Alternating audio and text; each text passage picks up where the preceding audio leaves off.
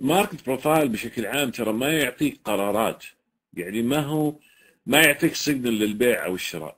لا، هذا الشيء الكثير من الناس ملخبطه فيه. الناس تعتقد ان الماركت بروفايل يديك باينج اور سيلينج سيجنال، يعني يديك اشارات دخول او خروج. الماركت بروفايل يشرح لك، يجاوبك على سؤالين من اهم الاسئله. اول سؤال فيهم: من المتحكم في السوق؟ هل مضاربين طويلين الاجل ام مضاربين قصيرين الاجل؟ قصيرين الاجل معناها السوق براكتنج. لكن انا من الناس اللي ما احب اشتري من البوينت اوف كنترول، يعني انتظروا يبعد عن البوينت اوف كنترول فوق او تحت. اذا نزل تحت اشتري البوينت اوف كنترول. هذا في حاله ان الماركت بروفايل جاوبني على سؤال: من المتحكم في السوق؟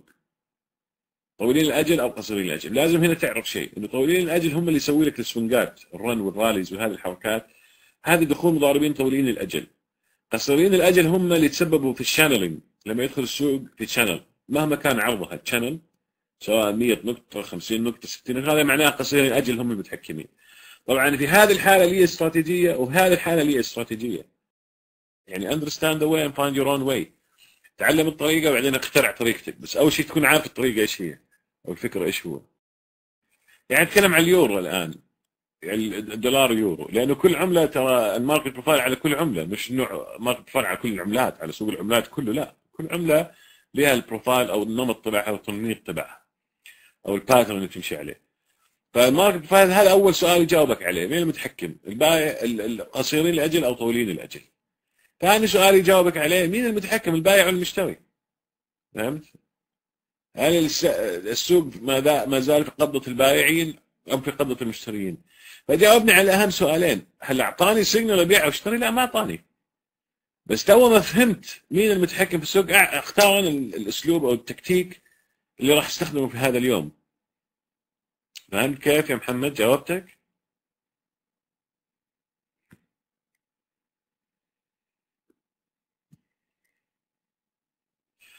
انا ما عمري اشتري، يعني الفاليو اريا والبوينت اوف كنترول هذه نقاط خروجي انا كهشام. ليه؟ لان الفاليو اريا هذه نقطه يسموها ستاندرد ديفيشن عالي، هاي ستاندرد ديفيشن بالعربي، يعني منطقه انحراف معياري عاليه، المخاطره فيها عاليه جدا، زحمه. تخيل زحمه، انت يوم تدخل بشارع زحمه سايق سيارتك ايش تسوي؟ تحاول تخرج من الزحمه هذه، تهرب منها. فدائما الفند مانجر او مدراء المحافظ، سواء تريجررز او سواء هيدج فاندز او غيره، يحاولوا يهربوا من هذه المناطق لانه الريسك فيها عالي. فهمت؟ لذلك انا ما ادخل في الفاليو اريا.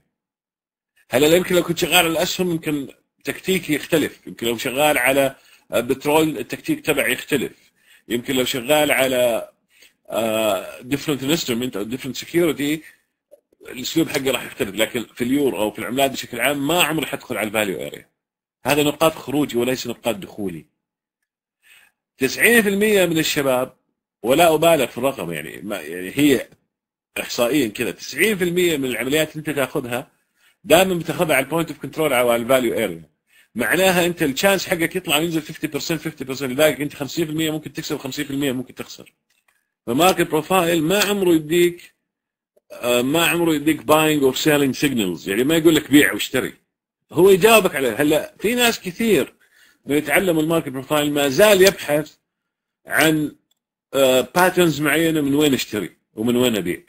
الماركت بروفايل ما هو وظيفته اصلا انه يقول لك يعني اشتري او بيع.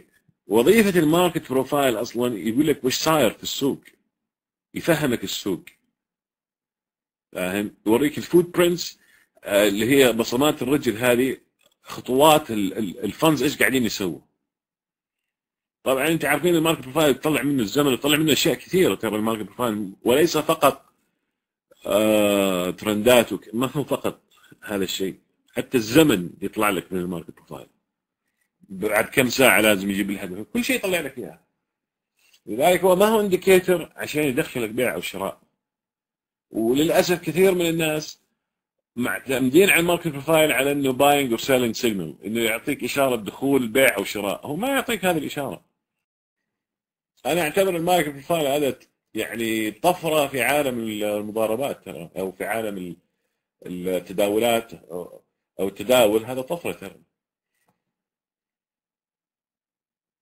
يعني if you master it، اذا فهمته صح، نعم، يعطيك علاقة بين التايم والبرايس والفوليوم.